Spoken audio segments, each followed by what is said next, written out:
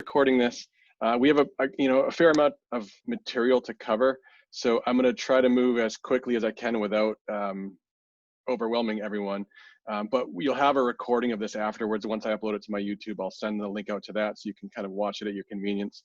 And then any of the links that we're going to be reviewing, I'll send an email as well that has hyperlinks to all of those things, so you'll have access to that after the call.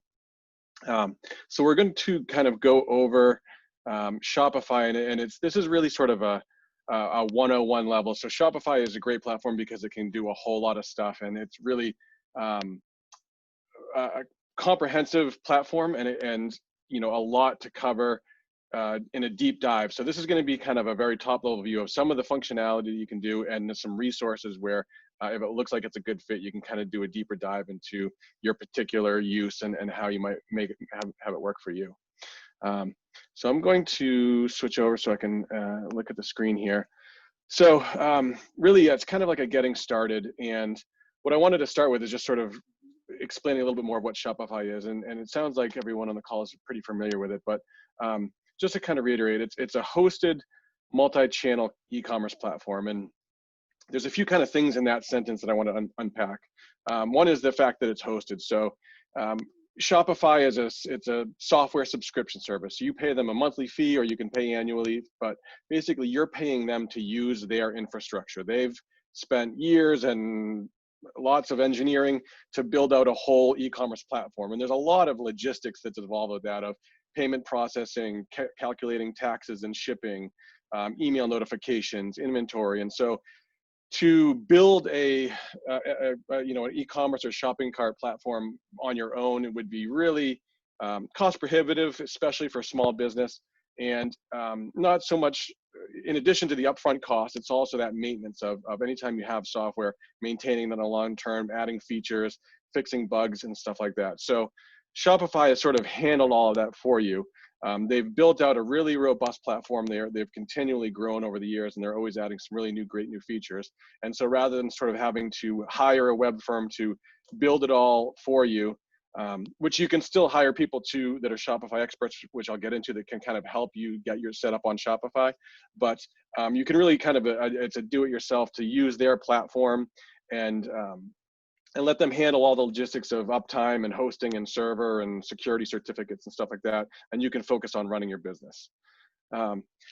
Also, it's multi-channel. So over the years, they've really expanded and gone from selling really just online through Shopify to being able to sell through Facebook Messenger, sell through Instagram, sell through Pinterest, and a lot of other channels that they've realized, people are now shopping in other ways than just going to a website. So allowing you to have one single store and one single inventory that you manage all of those orders from, but have people and your customers allowed to make those purchases in whatever channel or platform that they're comfortable and that they're used to.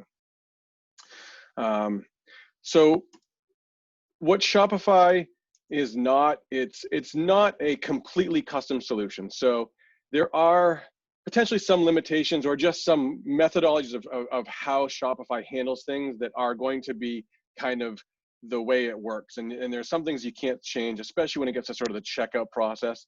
When I demo that, I'm sure all of you have probably made a purchase through a Shopify site. It's an immensely popular platform.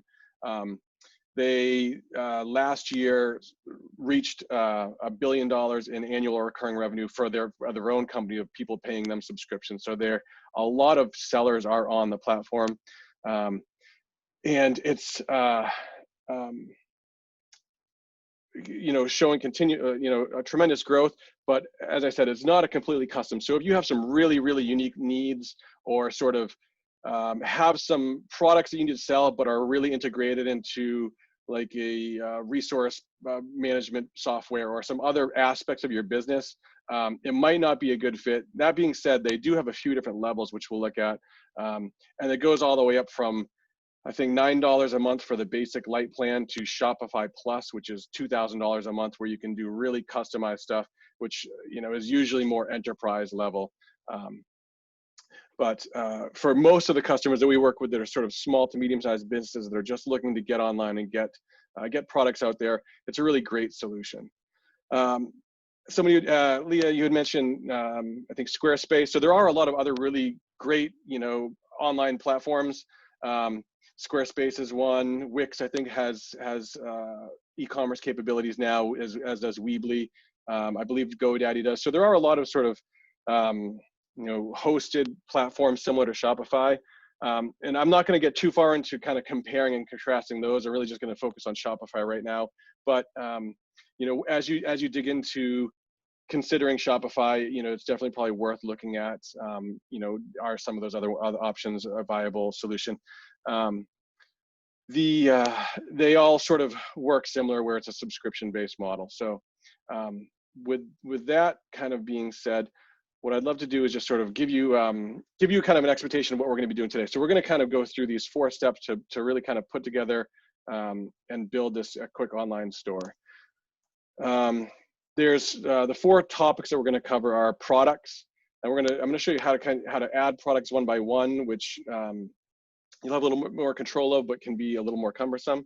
And then how you can, if you have a lot of products, how you can actually go ahead and import those, and then how to organize those. So the reason I kind of got covered in this order is this is sort of what logically makes the most sense when you're going to build out your store, is really starting to put in with the products and organize those products into tags and collections.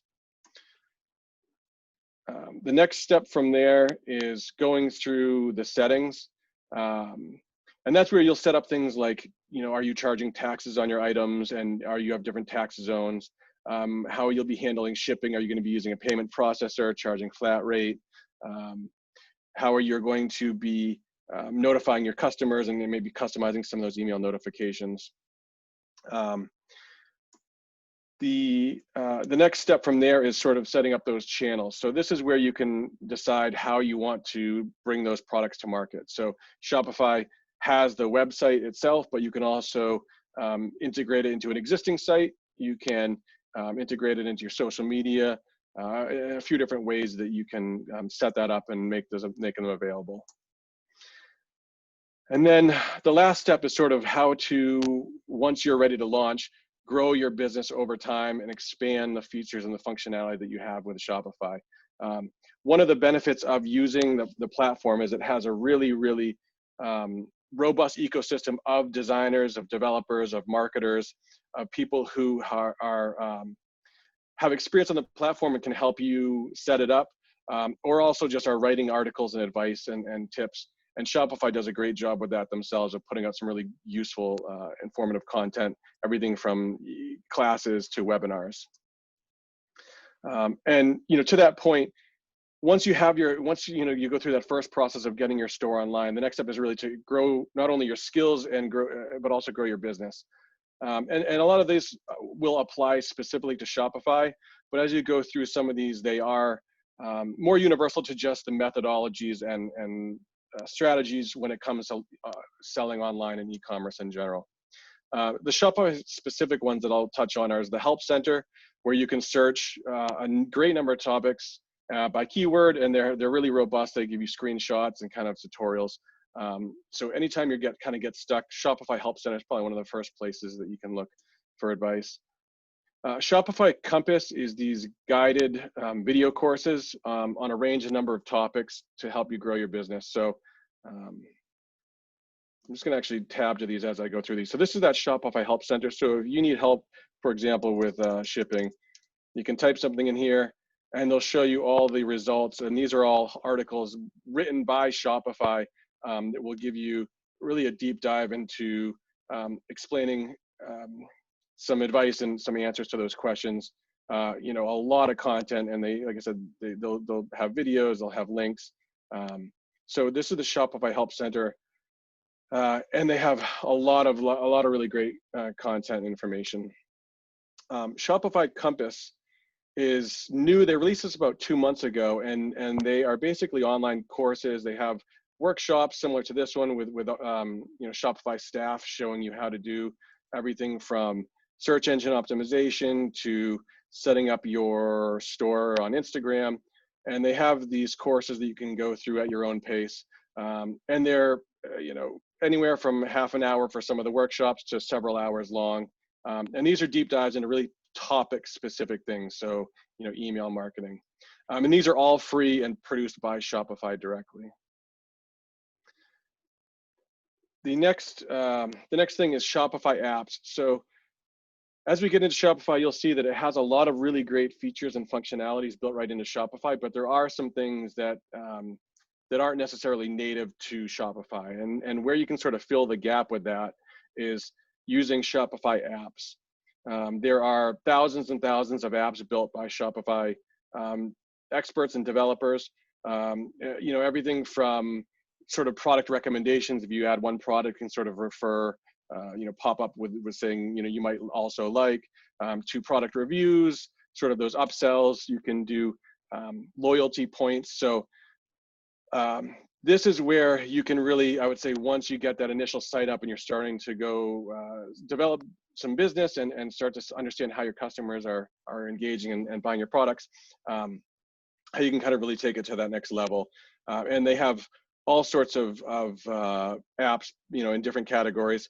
The way most of these work is when you are interested in an app, you can look at the app, you can read some reviews. They'll usually have a demo and some screenshots of how the app works. And almost all of them they'll be free to install, so you can kind of install it on your store and try it out. And then once you decide if you want to use it, they are subscription based, just like Shopify. So when you add this to your store, this one doesn't show the pricing, but you would just be part of that monthly bill that you're paying to Shopify. The last piece is Shopify Experts.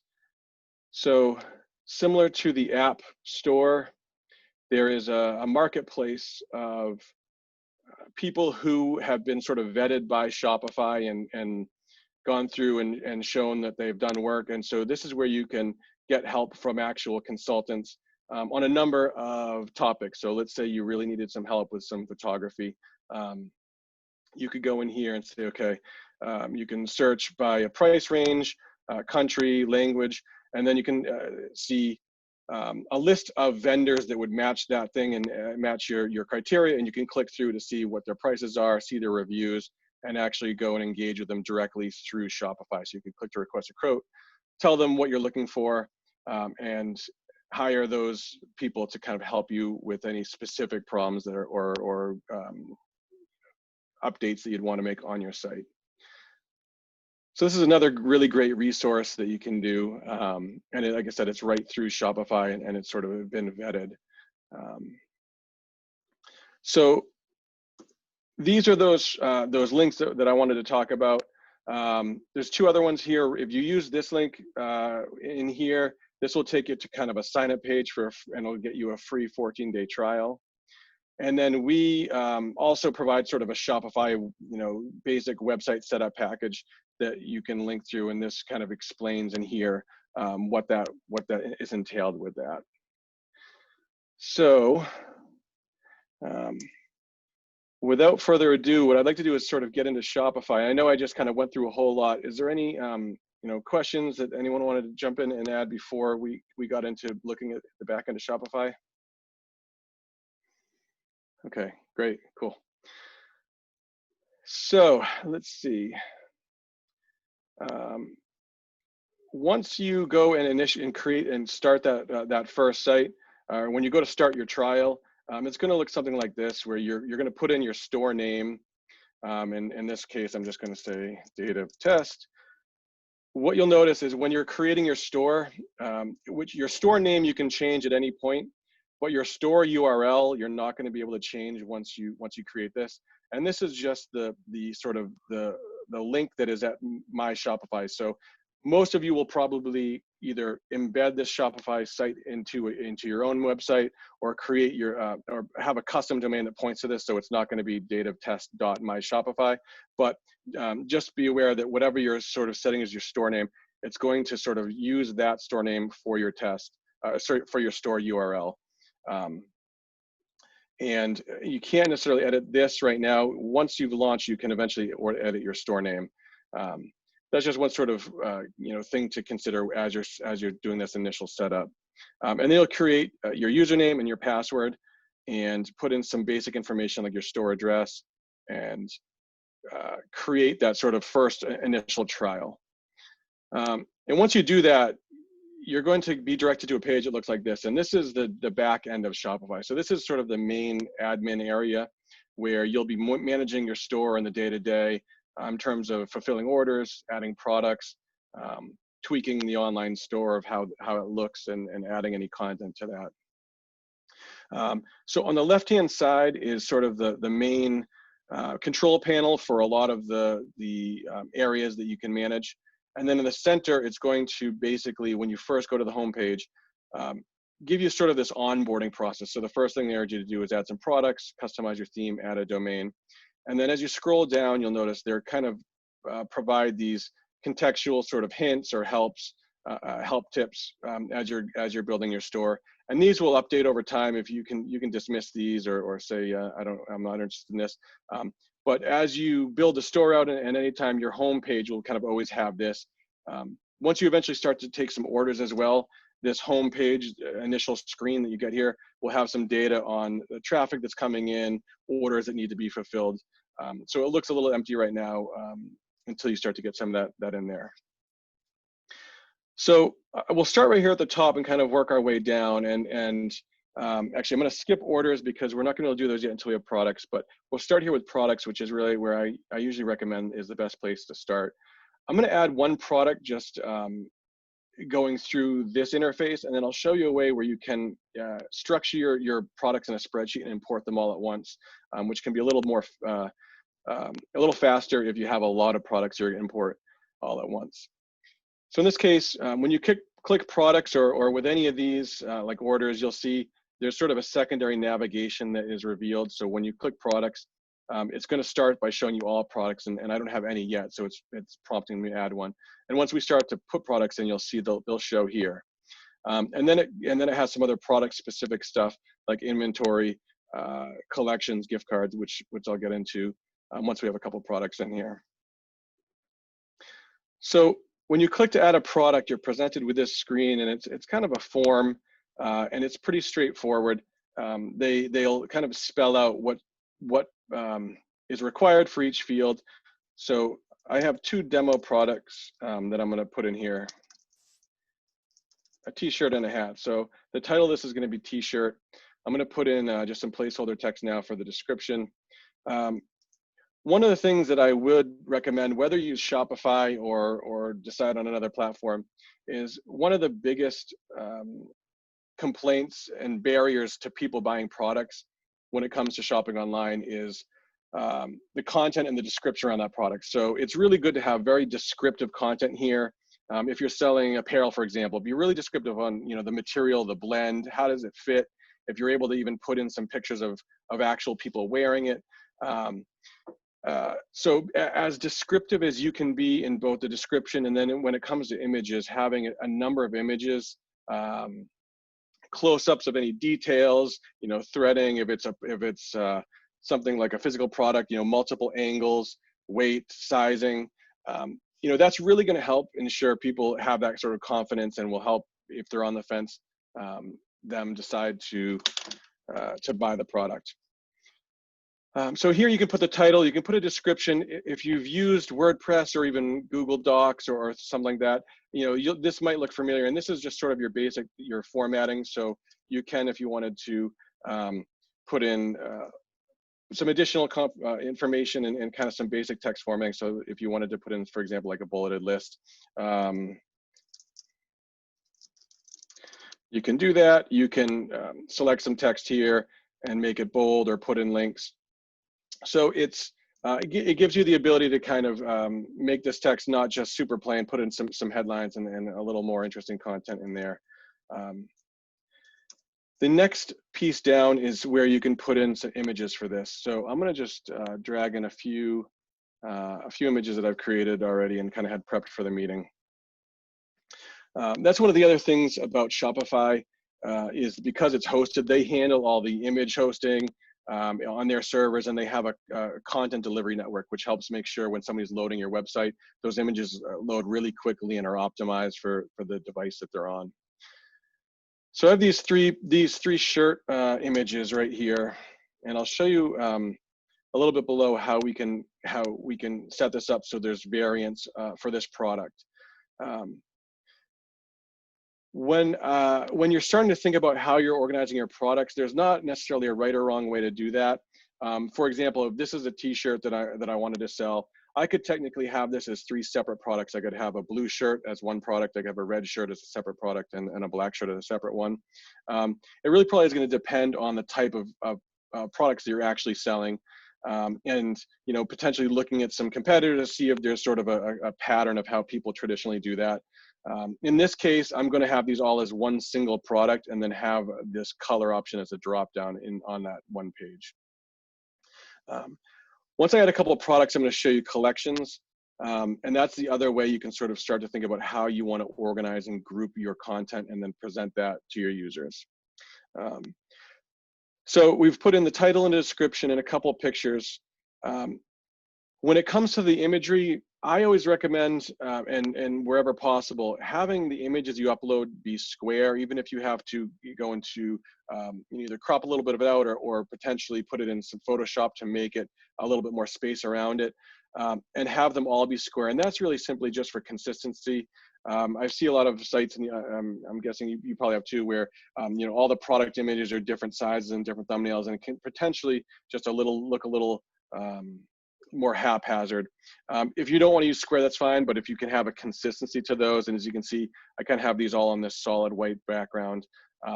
So that's kind of in terms of like the quality of the content for your images, and having some really good description and having really good quality pictures, and consistency can really help build your brand. The next field down is pricing, and there's a couple fields that you can see here. There's the price itself, and this is what's going to be displayed to the user. And then you can also show a compare at price, and this is basically just saying, maybe it used to be $29, but this will show on the front end as 29, kind of a strike through, and show that it's now $24. So this is sort of how you can show that it's on sale right now. There are other ways to put items on sale, more kind of category based or collection based, and as well as promo codes, which we'll touch on. But this is how you could either put one specific item on sale, or sort of pretend that it was on sale, or pretend that it's on sale by showing, well, it used to be this price and this is kind of the price right now. The next thing you could do is, if you do want to track internally your margins on some of these products, and those, you could put that in here. So you could say, I know it cost me $12 to produce this, and that will help internally with some of your reporting on seeing, what areas are you being profitable in which products. Then you can just check whether this product should be taxable, and in the settings, I'll show you how you can set up your tax zones. But in this case, I'm going to say we're not charging tax on this product. Down here under inventory is where you can put in any sort of management. So if you are keeping track of your inventory, you can do that here. So I'm going to just put in T1 for now, just to show you how that changes when we set up variants on this product. And I can say, I do want to track quantity, and do you want to continue selling this when it's out of stock? And what that means is, if I don't check this, and I say that I have 10 of these products, for example, and I publish the store, Shopify is going to keep track of that. And once 10 of these units have been sold, it's going to consider this out of stock. And so this wouldn't be allowed, Shopify wouldn't allow somebody to purchase this product. If you are able to sort of quickly make products, or kind of make them on the fly, or you have some coming in or something like that, or you make them kind of as people order them, there's a couple things you could do. You could not track quantity at all, in which case it will never be out of stock. Anytime someone wants to make a purchase, they can. Or you can track quantity, but you can choose to continue selling when it's out of stock. So even if your inventory technically had reached zero, people would still be allowed to go in there and add products to the cart and check out.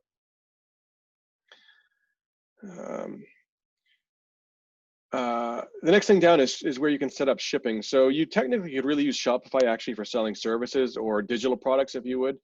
So if you were a band and you wanted to sell digital downloads, you could use Shopify, in which case you just wouldn't handle any of the shipping. You would just set up a digital product.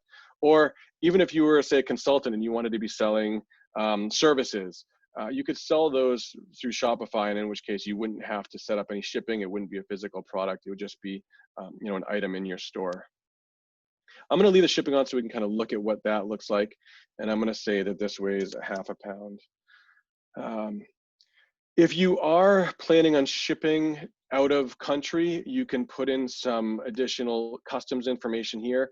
I'm going to leave this blank for now just because we rarely set this up for our customers. Most of them are selling just within the US.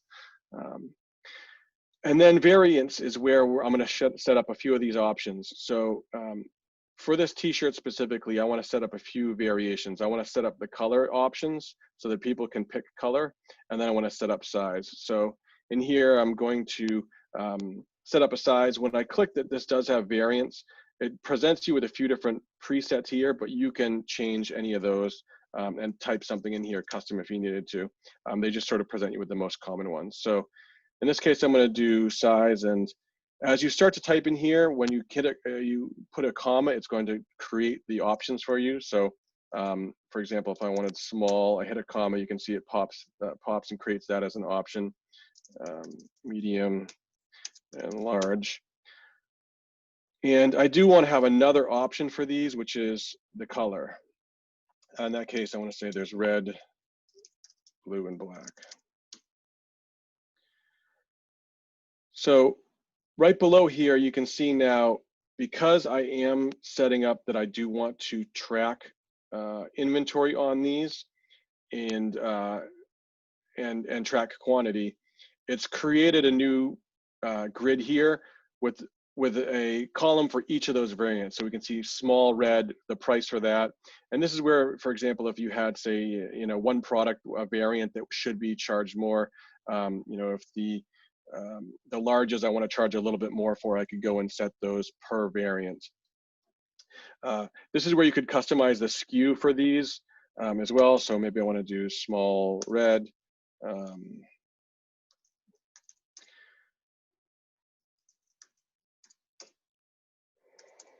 And you can change the quantity available.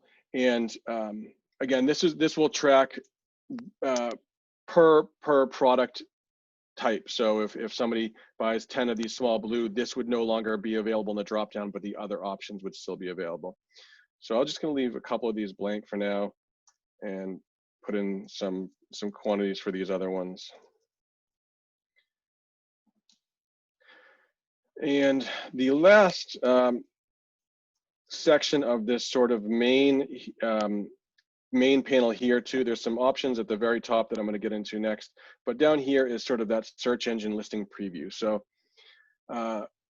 what Shopify does is, as you fill out this form, it sort of gives you and builds out the SEO content, which is the title, which you see here is this t-shirt, and then the SEO description.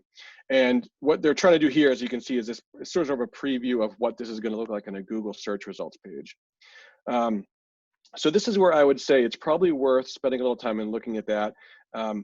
This right now, in the eyes of Google and from like a search engine standpoint, is called t-shirt, which is not really going to help me much because there's probably 5 billion web pages out there with the title t-shirt. So what I'd want to do for this one specifically is, looking at this, be a little bit more descriptive for some keywords that I might want to have this page rank for. So if somebody is searching, for example, for Cape Cod t-shirt, I'm going to put that in here. So once you click that little button to edit, it pops out, and then this is where you can actually override what they default this as. So Cape Cod t-shirt made.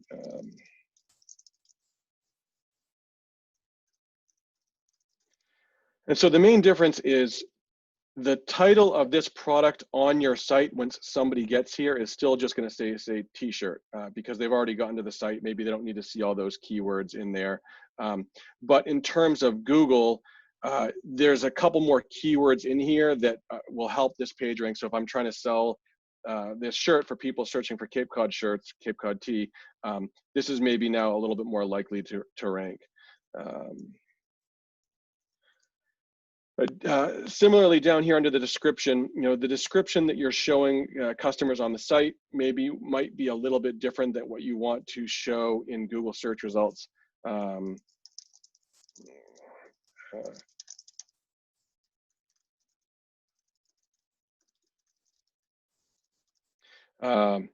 so this is where you can start to put some a little more description in. They'll give you sort of a character count of best practices. So as you're typing, you'll see those sort of fill out. And then lastly, this is what the actual URL is. So you can't edit any of this. This is going to be based on your settings. So once I put in sort of a custom domain, this would switch over. But you can change that very last little section here. So again, maybe I want to have this say Cape Cod T-shirt. So that's where you can edit that SEO, and you can edit that at any point. So if you decide you want to tweak some of those keywords, you can do that after you've published this page. When I go back to the top over here, there's a couple other things, settings on how you make this product available. So there's product availability, and when you click to manage this, right now I only have this online store as a sales channel, so that's the only option. If I did have other channels, like let's say I was also selling this on Facebook and Instagram, you'd see those here in the dropdown, and you could choose whether you want this product to be available on all of those channels or only some of those. So maybe some products you don't really want to sell on Facebook, you just want them on the store. You'll be able to have control over that. The other thing you can do is you can sort of add some products but not have them be available on the site yet. And that, if you click this little calendar icon, you can sort of publish this on a certain day. So let's say you have a bunch of new products that you want to drop July 1st or something. You can sort of set that up here and save this, and everything will be set up and ready to go in the back end. It just won't be visible to your customers until that day and time. Hey, Chris, I got two questions. The next thing here is how you want to organize this product. So there's a few different things, a few different ways Shopify orders products. The top level is called collections, and a product can belong to multiple collections. So this t-shirt, for example, could belong to a collection called apparel. It could also be in a collection called men's, and also a collection called shirts. The collections are really how the best way Shopify uses to organize content on a page. So you can have a page on your Shopify that's showing collections. So maybe a men's collection, women's shirts, apparel, different ways to do that. So the best way to sort of group things at top level is collections, and then you can add tags. And what tags really do are just a way to filter those collections down. So like let's say these shirts were cotton, for example. I could put that in as a tag, and I could also put in graphics or something. So what that will allow you to do is, as you've seen on other shopping sites, is when you're on a page, there's ways to sort of filter by tags or by keywords, and you can search those things. And that can be helpful once you start to have a lot of products and you need to sort of drill down from those collections. There are a couple other ways you can group content, and that's by product type. And this can be helpful also, internally for your marketing. If you do start to have a lot of products and you want to see, a report on, okay, what product types are selling most often, this can be helpful.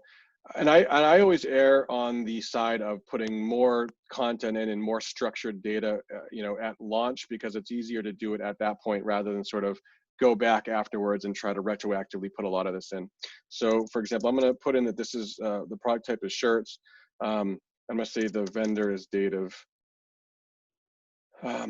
The other benefit of putting this in is when you get into creating collections, which I'll show you, there's a few ways to do that. And if you're creating smart collections, those are automated. So I can say, okay, any product that is product type of shirts, put into this kind of collection.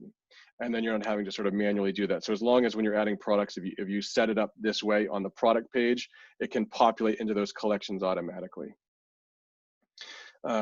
So at any point when you're working on this page, at the top, as soon as you've made some changes, you'll see there's a save button at the very top and also at the very bottom of that page. So if I click that, it's going to save the progress that I've made on here and take me back to the products. Actually, it'll leave me on this page. That save button's gone because at this point I haven't made any changes, but let's say I go and I made another one here. As soon as you make some changes to this page, that save button pops back up. Now, if I try to leave without making, without saving that, it will alert you, as you can see. So, you know, it'll prompt you to either save or confirm that you're okay leaving. So I'll go back and save that, and go back to this all products. So now you can see, rather than that sort of prompt to add my first product, we have that first product here. You can see by default, it's going to show whatever that first picture is in that grid. So when I click back here, actually, this is helpful. You can see it's going to show that picture. You can drag to reorder these. Like if I want this one to be sort of the featured picture that people see on the site. And when you click on a picture like this, you can do a couple things. You can do some really light editing. So you could crop this right from Shopify. So if you're uploading pictures, for example, that weren't square, but you wanted to crop this square, you can do a little bit of light editing from here. And I'm going to click done and get out of there. And then you can kind of re-download that if you wanted to save that for offline. So I'm going to leave that blue as sort of the featured picture for now. And when I go back to my products, you can see that's what's here, and it's going to give me kind of a kind of top level view of that. I'm going to add one more product real quick, and I'll just kind of do the quick version here without going through too much. If I try to save this,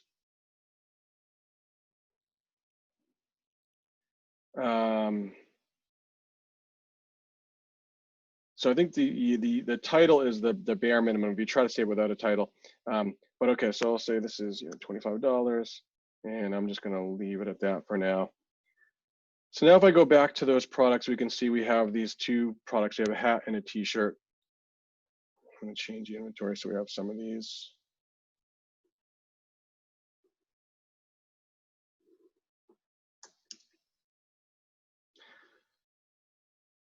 So this is where the products will all live.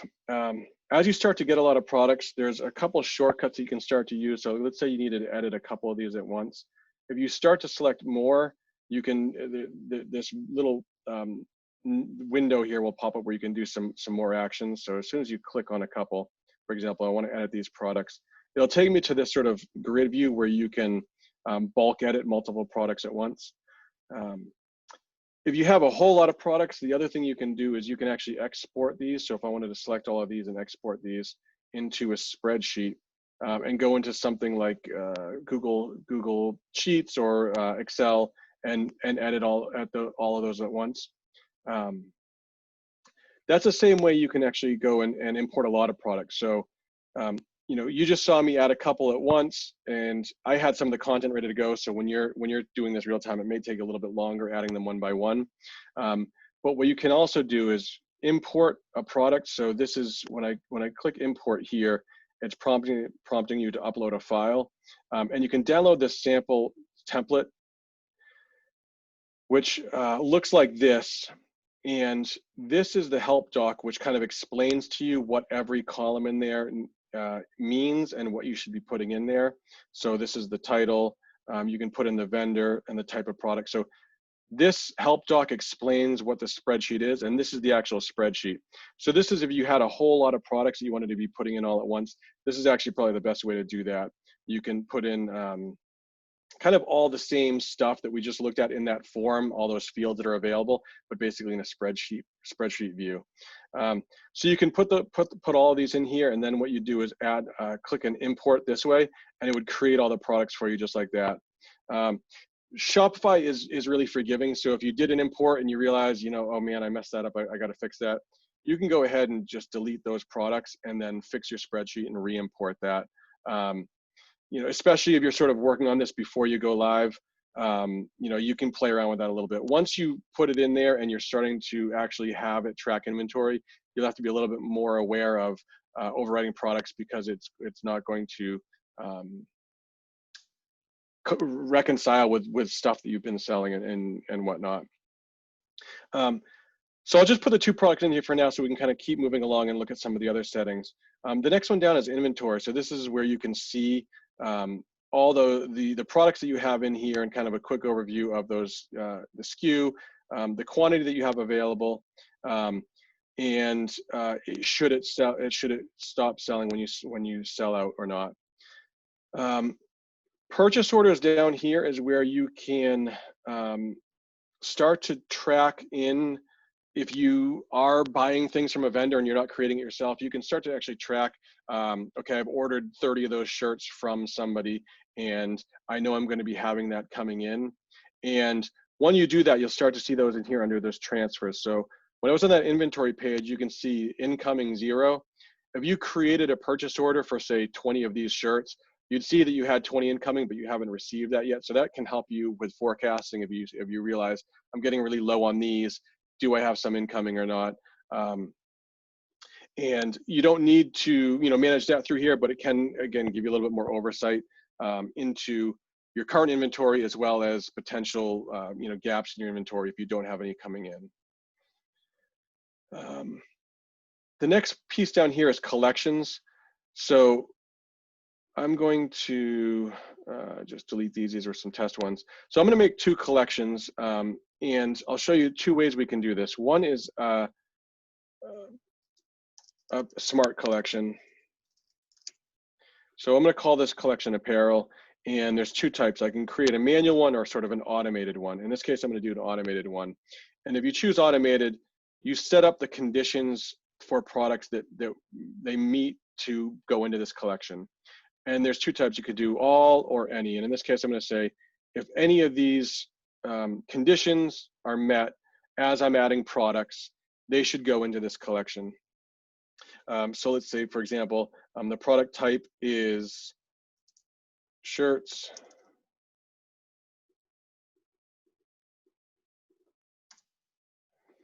Or the product type is hats. And now anytime I add products or retroactively, there's products that are already in there. If any of these conditions meet, so if the product is shirts or if the product is hats, it's going to be added to this collection called apparel. If you wanted to set it up a little bit differently, you could say it must meet all of these. So, it has to be shirts, and it also, the product type, the product vendor must be Dative, for example. You can be pretty specific on setting up these collections. So I'll just say the product type is shirts, or the product type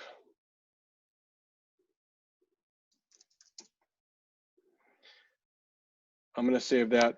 You can set a cover image for the collection, and that more comes into play on the online store. And when I look at show you how you can set up your theme, that will make a little bit more sense. But you can set up kind of a cover of what this collection should look like. What image would represent this collection. So I'm going to save that. And then I'm going to set up one more collection, and this is going to be manual. So I'm going to create a collection, and I'm going to call it favorites. And in this case, I want to set this up manually, which means you're going to be adding products to this one by one, and you're going to be choosing the order of how those display. Once you set up a collection as either manual or automated, you can't switch. So it's worth spending a little bit of time before you start just creating a lot of collections is thinking about how you want to group those, and whether you just write it down with a piece of paper or kind of even put it in a spreadsheet of how you want to group and organize all your content and your products. So I'm going to say this is a manual collection. And then once I save that, it presents this new little window here. So this is where I can actually choose which products do I want to be on here. So I want to show those 2 on this. I can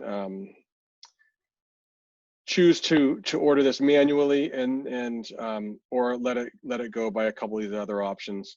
In this case, I'll just leave it at that. So manual collections, products will not be added to this automatically. So if I wanted something to be added to my favorites after I've created this, I would have to go back to this collection and choose those to go in here.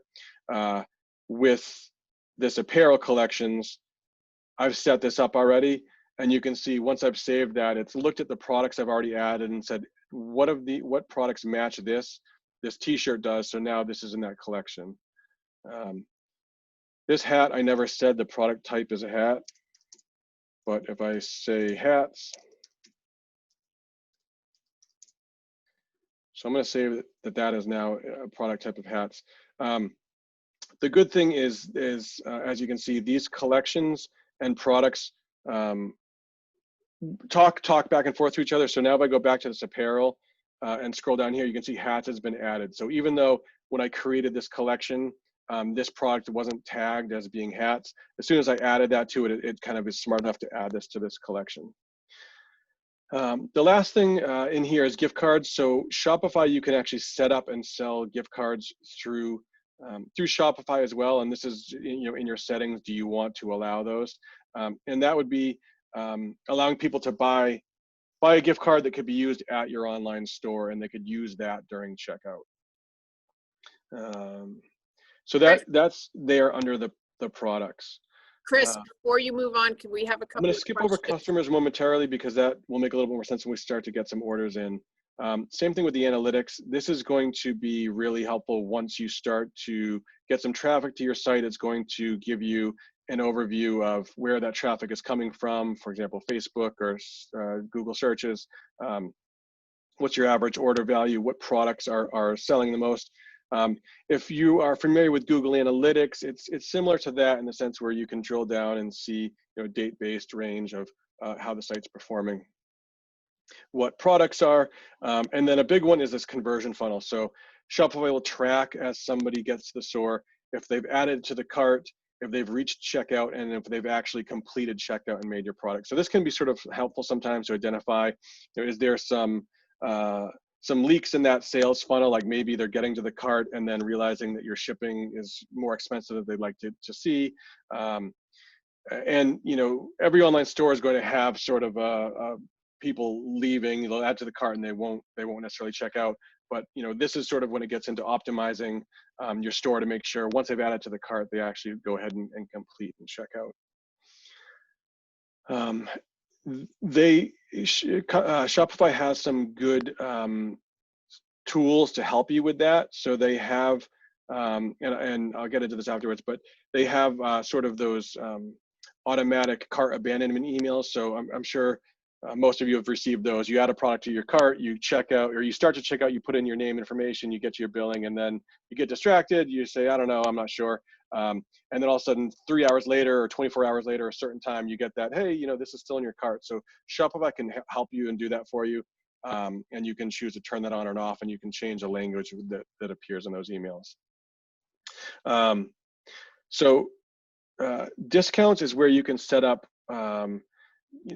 a couple different ways to discount products that are in the store. There are discount codes, and these are kind of specific codes that people need to enter. So 10 off, and in here there's a bunch of different options that you can set. I won't go through all of them, but you can go everything from this is maybe just 10% off.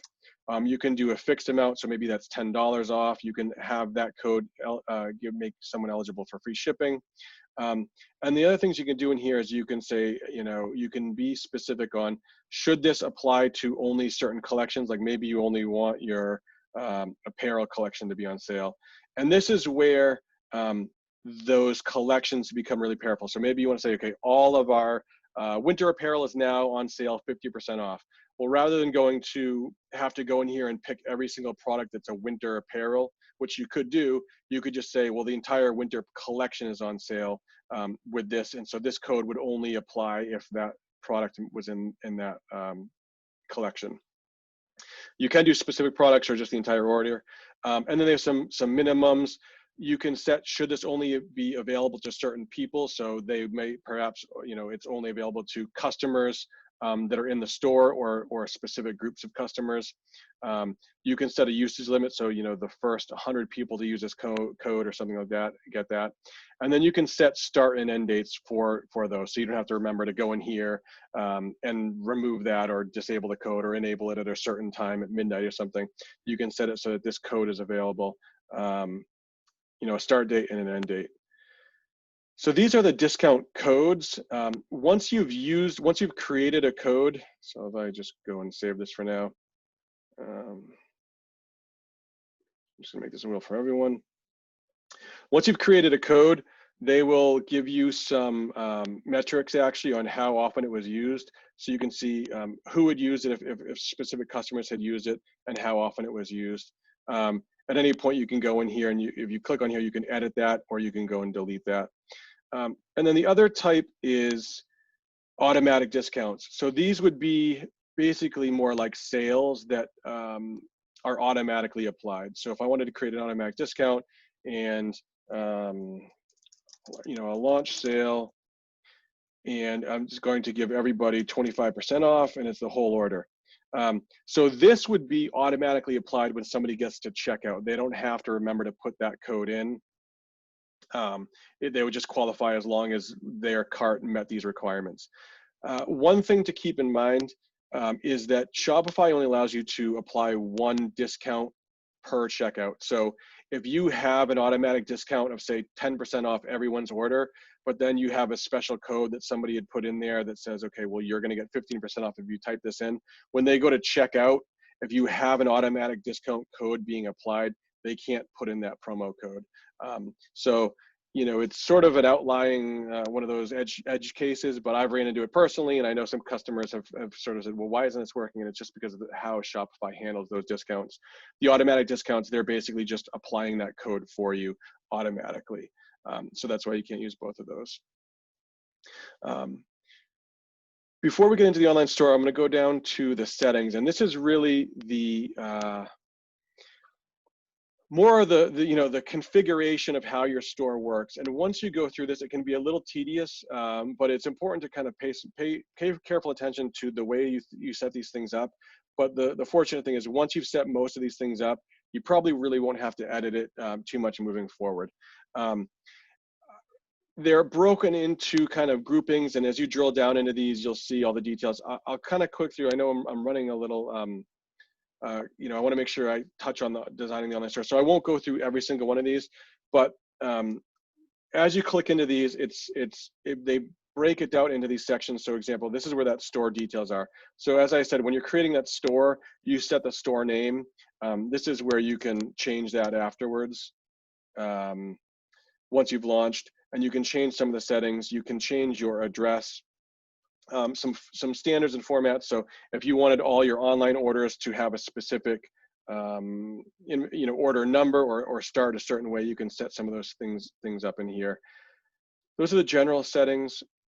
Payments are where you set up how people, when somebody goes to purchase a product from you, how is that payment being processed?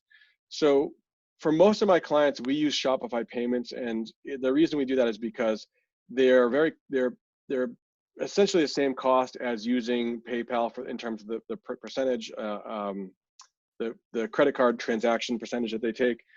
But because it's handled through them directly, it's a lot easier to manage refunds and all that stuff because it's first party. So if you're going to use Shopify payments, you can click here to activate Shopify payments, and you can go through and set that up, and you basically go through a quick little validation process to show who you are and set up basically the payment processing and then the bank account that you want those deposits to go into afterwards once somebody's paid.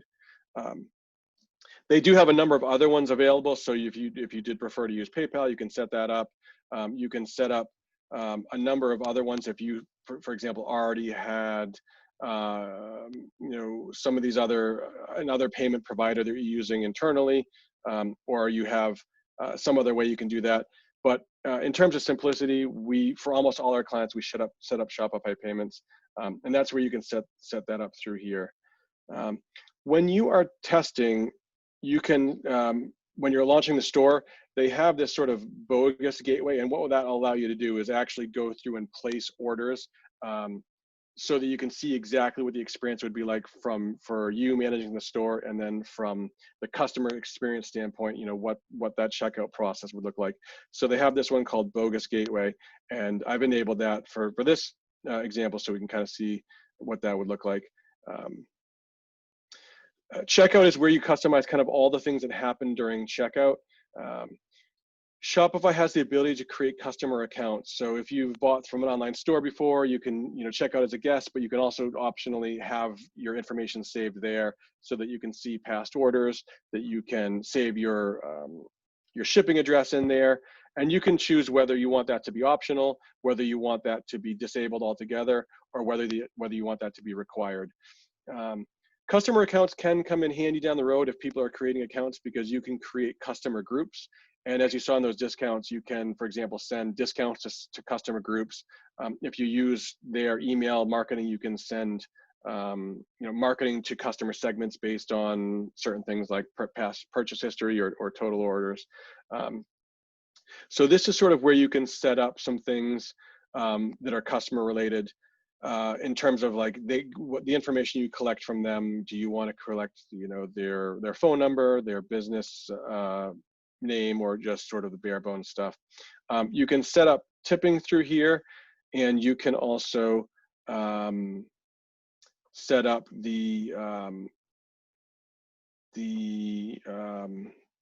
if you want them to opt into an email list, and that's just basically giving them permission to, giving you permission to send them kind of marketing emails after checkout.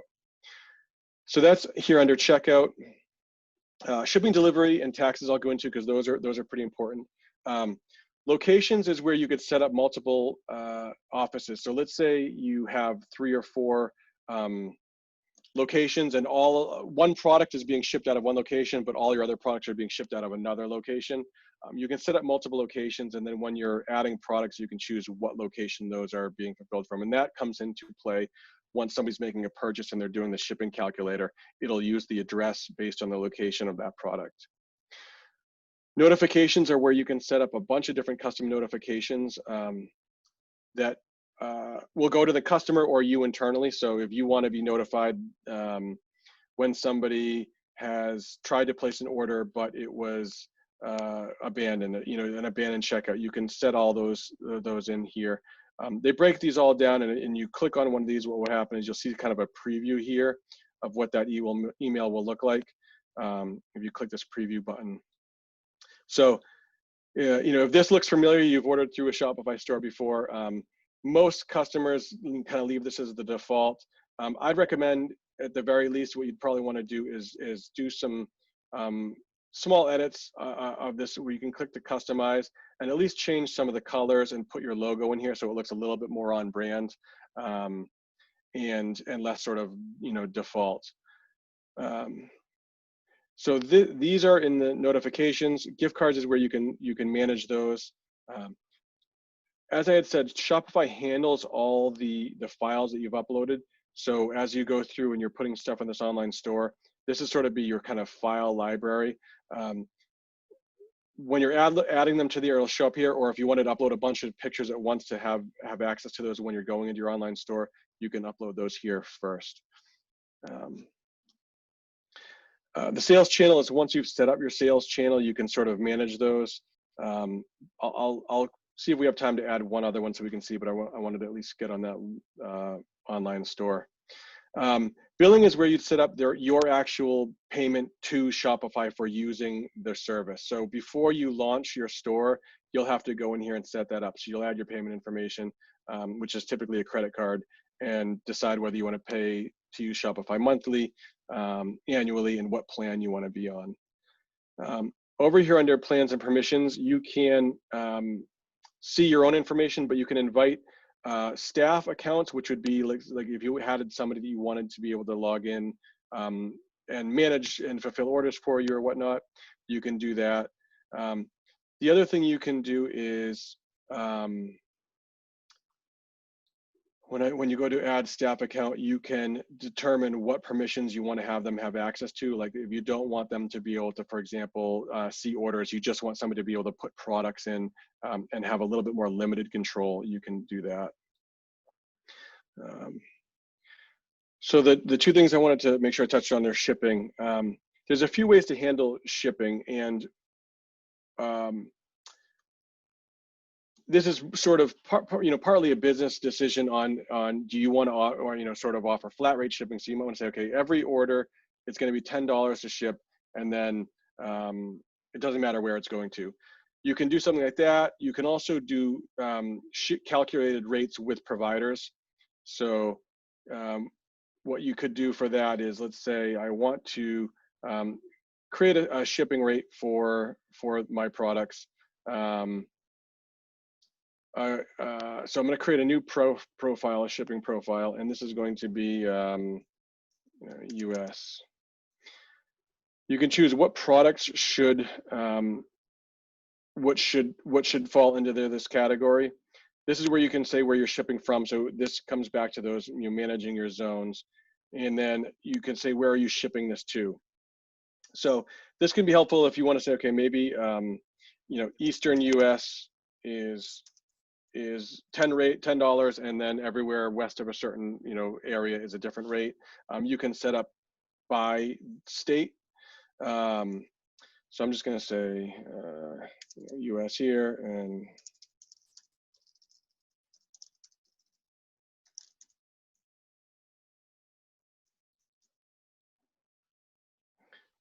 I'm going to say it's going to the US and just leave all these checked. But this is where you could, again, be more granular. Like if you wanted items being shipped within Massachusetts to be a certain rate and everywhere else, you could set that differently. I'm just going to leave that all checked for now. So for this shipping zone, the shipping profile that I'm setting up, I'm calling this the US. These are the products that should fall into this, and I'm shipping from this address and to all of the US. And then you need to just choose to add rates. And this is where you can either set your own rates. So I want to call it, standard, and have that be $10.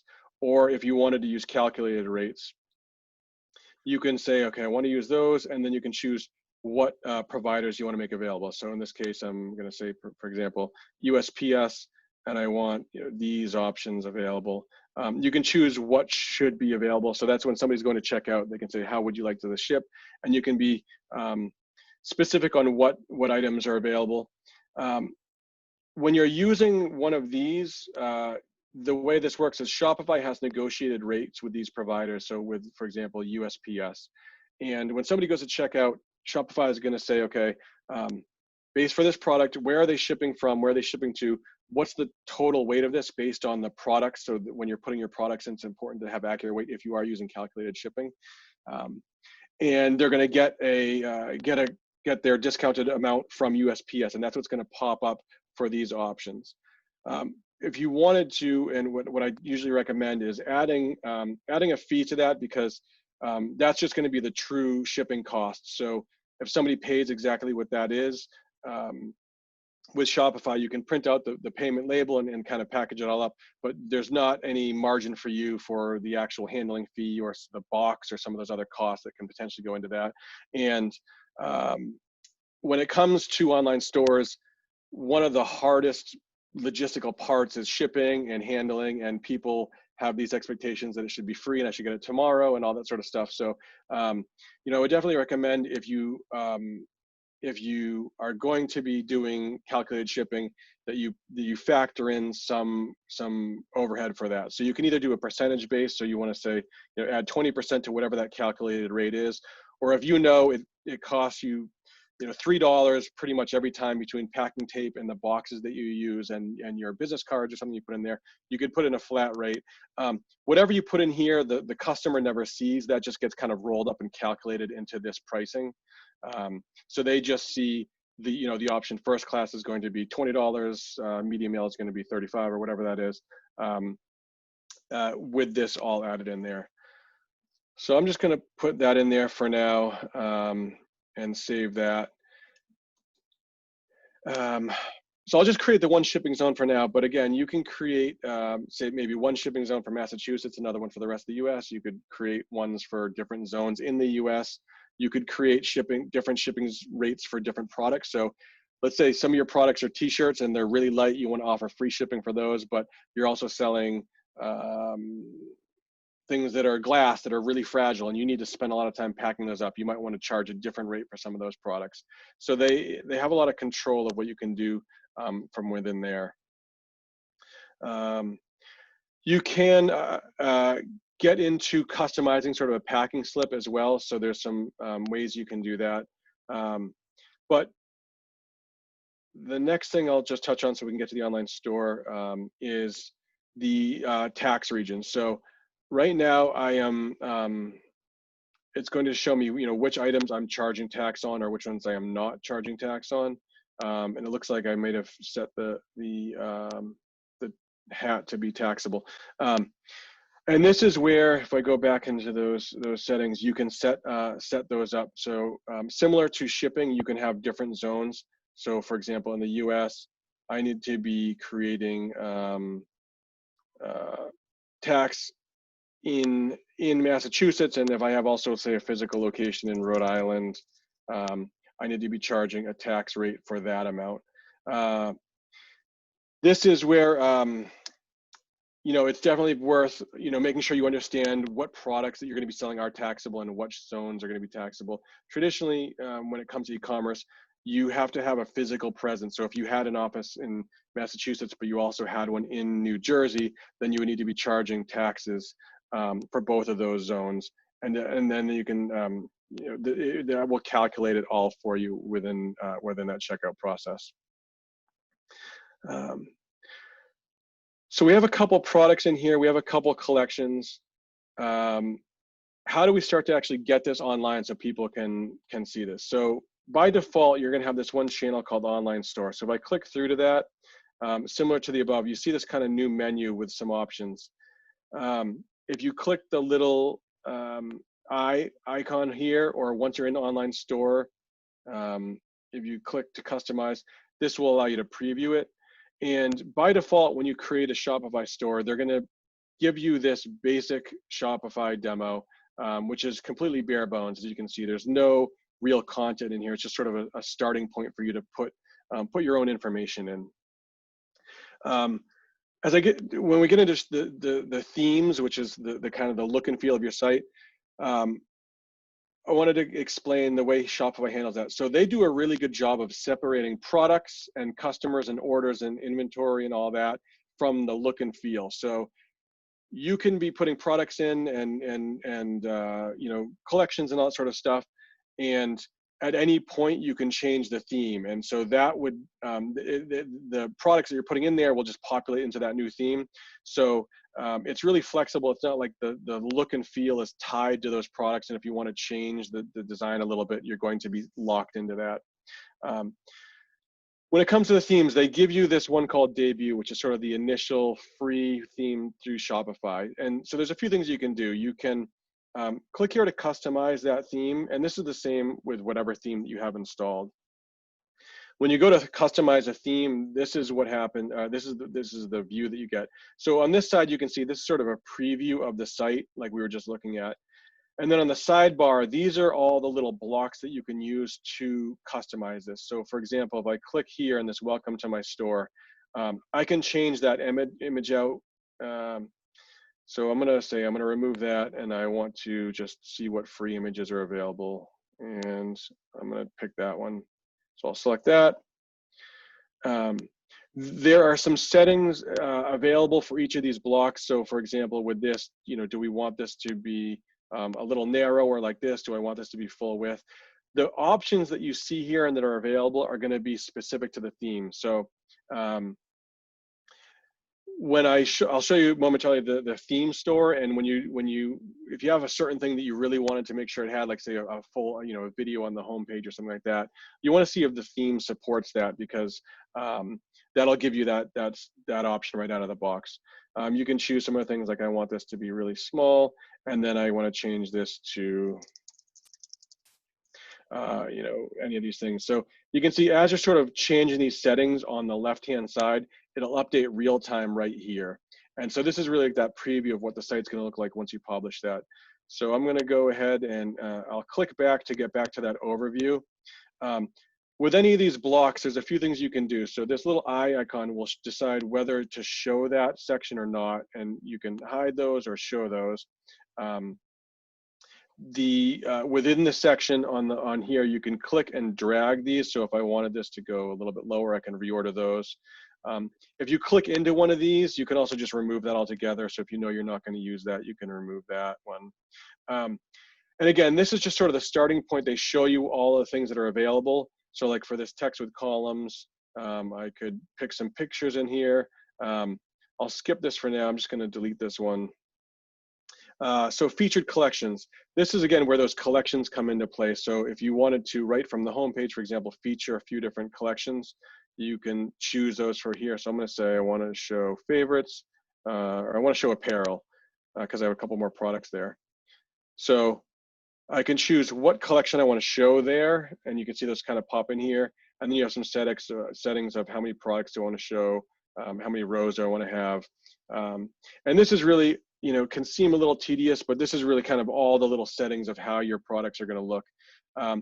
That t-shirt, if you recall, I said that it was originally $29, it's on sale for $24, so you can see the store kind of knows that I had set an original price, and that's how this theme shows that with this little sale button. Hey, Chris. If I wanted to show vendors, I could click that, and you can see now it's going to show the vendors. So some of these are really going to be more specific to the type of products you're selling. And if you do have vendors set up, and if that's important to your users, do you want to show those? Chris. So I'm going to go back here. The way this theme kind of designer works is, right now you can see I'm customizing this home page, and you can tell which page I'm on by right up here on this little drop-down menu. So these are the blocks that are available. I can go down here, and if I click add a section, they have a whole lot of, this theme specifically has a whole lot of other blocks available. Like I could put in, a map, for example. I could put in, a video. And again, the blocks that you see here are going to be available based on the theme that you pick. And some themes are really robust. They give you a ton of flexibility and control. There's some global things. So this header up here and the footer, when you change any of those settings, that's going to be changed on every single page of the site. So if I wanted to change the background of this to that, I'll change it to that, and I can change any of those things, and I want to turn those payment icons off. So once I change that, that's going to change on every page of the site. So those would be the header and the footer. And then this sort of middle section are the blocks for this page right here. Hey, Chris. Chris. The next thing you can do is, once you've sort of gotten some of these pages to kind of be how you'd like, when you click this little home page right here, and you click this drop down, this is how you can customize some of the other pages. So like when you get to a product specific page and you want to change the look and feel of how this works, and really, they give you usually a pretty good thing out of the box, and it's really more customizing how you'd like to tweak some of these things. So for example, do you want to show these recommendations underneath? Yes or no? So there's a lot of different settings that you can go through here, and the way you'd get to those different ones is through this product pages, through this drop down. So you can change the home page and some of these other pages. The last thing I'll touch on in here is, these are those sections of the specific page. So if you're like, hey, I need to change, how this looks, you'd want to go to those product pages. But you can also change some things globally under the theme settings. So this is where, if you wanted to change, for example, the text for all of the headings throughout the whole site everywhere, you could go in here and change this. And so the sections tab is the content that's specific to whatever page you're on. And then there's these theme settings, like you can set up your social media icons. You can set some of the colors and the typography to match your brand. And then those are applied kind of throughout the whole site. So as you're going through that, at any point, when you're ready to kind of save that, you'll hit this button up here, this save button. So what happens when you save that is, it's going to save those changes, and leave you here. You can go back and kind of continue editing this. To get back to the Hey, Chris. Can you hear me? Pam, I think you're muted. I'm not, though. Am I to my audio? Can you hear me now? Hello? Can you hear me? I can now. Yeah, my audio cut out for some reason. Sorry about that. We are getting late on time, and we have some questions. Okay. So let me I'll click out of here. and get back to the main screen. And if I need to share the screen for those questions, I mean, I can jump back in there. Let's see. Okay. How do I get to the Zoom? I can read the questions to you if you want. Yeah, that'd be great. All right, so first one is Shopify only for selling products or also for selling services? Yeah, so you can use it for services, for sure. You would just not necessarily, you wouldn't need to use it for, you wouldn't need to set up inventory tracking, and you wouldn't need to set up any shipping or anything like that. So when we were on a product page, you can say, you know, this is a physical object. And if you don't select that, you just wouldn't choose, you know, shipping configuration or weights or anything like that. Depending on the product you have, if it is like a digital product, there are some apps you can have. So like once somebody makes that purchase, they can, you know, get a download link or something like that. So it probably kind of depend on the product you're selling. Okay. And the next one is, if you cancel Shopify, do you lose everything that you had set up and your history and everything? You would, yeah. So Shopify has a, they have sort of a, put my store offline and you can pause payments. So like if you were a seasonal business, for example, you could sort of turn it off or you know, disable the store for a little while. But if you like canceled your Shopify altogether, yeah, whatever you've set up within there, you can export your products if you've kind of spent some time putting the description in there, but it would be, yeah, whatever you've set up would go away. Okay. When you talked about having the different channels that you can sell through, does when you track your inventory, does it track them across all of those channels or only in the Shopify website piece? So it would track them if you set up different channels within Shopify, and so you had 10 hats and you sold 5 through your website, but you sold 3 through your Facebook page, it would track all that together. So it would know that you sold 8 total. And one of the things that I didn't touch on is Shopify actually has a point of sale solution. So if you are selling products in a like a farmer's market or an actual retail spot, if you use Shopify's point of sale, which some of you might have used, they kind of have a little iPad kiosk and you tap as you check out. You can have one inventory for everything for in-store and online, and it would all be synced together. Okay. If you are selling retail already somewhere and you're going to look to sell online, I always recommend you'll probably want to actually have 2 separate inventories, because what you don't want to do is, especially if you're getting low on products, say you have 7 products and you're sharing that same inventory with your retail store and your online store, and somebody comes into your store and buys 5 of them, and then somebody goes online and buys 10, and you're like, oh no, now I've oversold. You know, kind of either physically just taking some out of your available inventory in your retail and just putting them separately set aside and having those sort of be what you'd consider your online inventory. Okay, Erica has 2 questions. One is, can Shopify be used as a POS in store with the site too? Yep. Yes, and they have they have some really nice looking hardware that you can get through them, which is sort of that little actual point of sale system and checkout. And yes, you can. And one of the things I didn't touch on is the plans that they have available. So the lowest price one is called Shopify Lite, where it's if you didn't want to have an online store, like an actual website, let's say you just wanted to embed a buy now button on your other site or something like that, or if you only wanted to sell,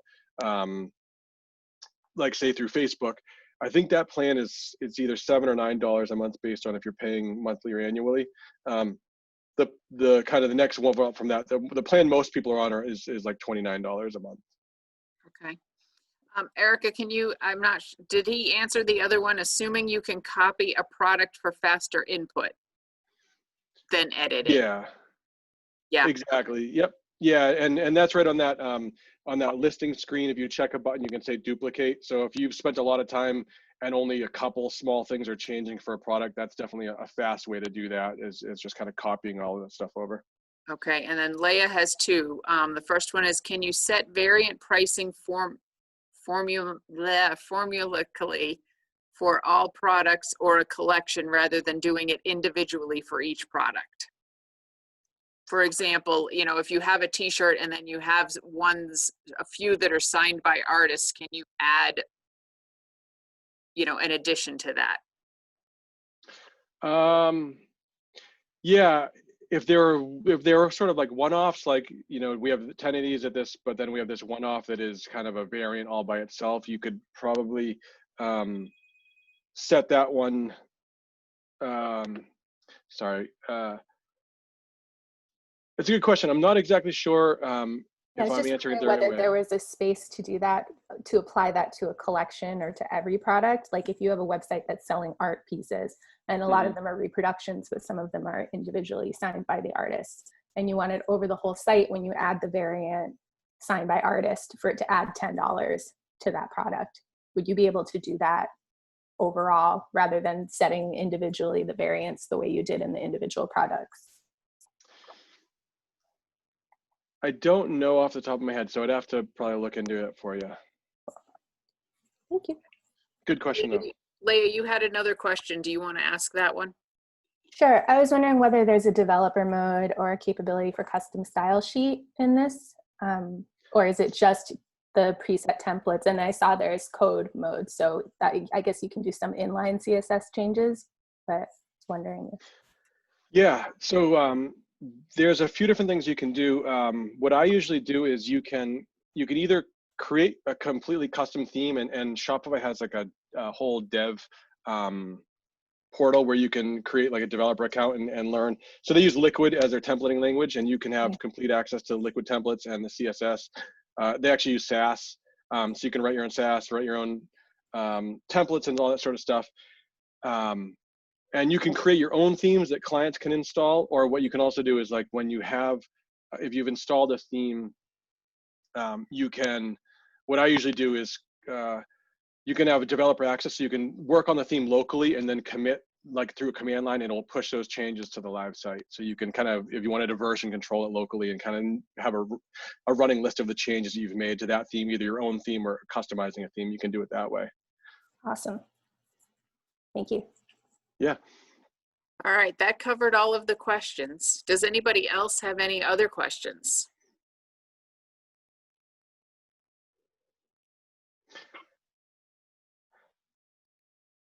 All right, well, we are past our time. Is there any like last tidbits that you want to share so that, you know, some people have already had to leave to go to family things, so. Yeah.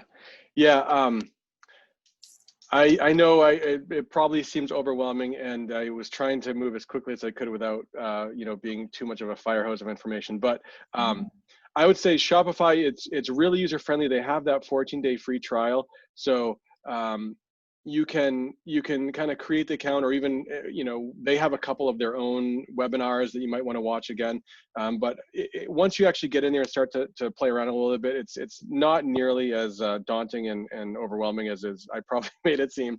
And I would definitely say it's worth kind of doing that trial, starting to kick around and you know, put some products in there, start to tweak your theme a little bit, and their help docs and stuff are really useful. So if you kind of run into this dead and you're like, I don't know how to do this one thing, most likely you'll be able to find a solution there for it.